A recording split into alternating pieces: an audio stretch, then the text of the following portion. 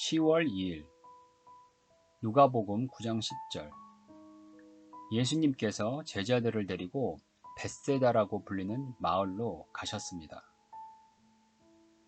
예수가 오병이어로 5,000명을 먹인 기사는 사복음서가 모두 기록하고 있는 유일한 기적이다. 이만큼 중요한 이유는 이 기사가 그가 신이라는 사실을 입증하는 대표적인 사건이기 때문이다. 누가는 오병이어 사건을 일부러 헤롯 왕의 질문 다음에 바로 이어 기술한다. 헤롯 왕의 질문은 이것이다. 예수는 누구인가? 누가복음 9장 9절. 오병이어 사건으로 누가는 그는 여호와, 즉 신이라고 답한다.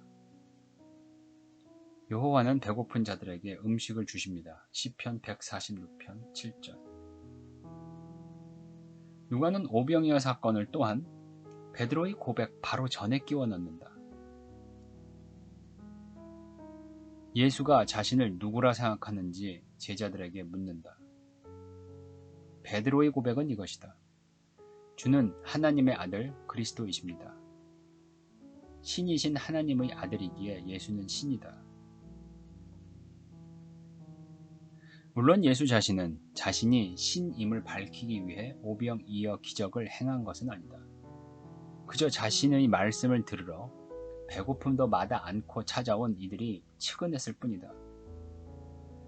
그의 사랑이 결국 그가 신임을 만방에 밝히는 사건으로 이어진다.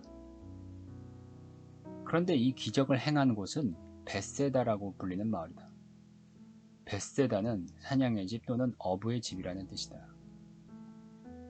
베드로, 안드레, 그리고 빌립이 이곳 출신이다.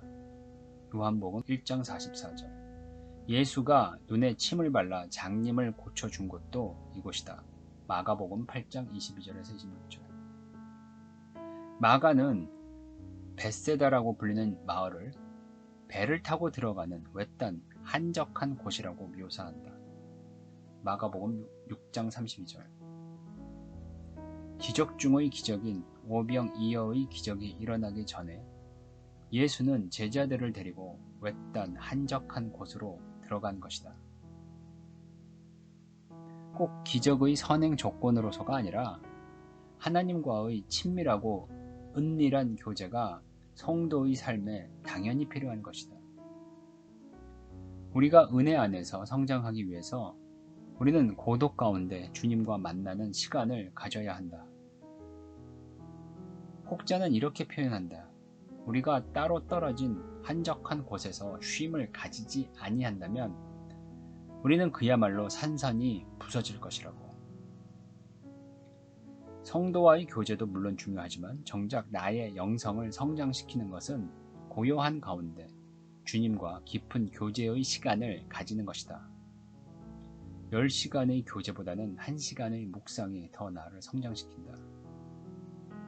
한적한 곳에서 주님과 만나 쉼을 가질 때 우리의 영성이 성장한다. 이것은 성경상 하나의 패턴이다. 엘리야는 그릿 시냇가에 숨어 지내며 쉼을 가지고 나서야 갈멜산에서 바알 선지자와 대결하여 승리한다. 열왕기상 17장. 이후 그가 이세벨로부터 도망쳐 로뎀나무 아래에서 쉼도 마찬가지이다. 열왕기상 19장. 완연한 가을날 홀로 한적한 곳에서 깊이 묵상하며 주님을 만나는 것도 하루 또는 한 해를 마감하는 좋은 방법이다.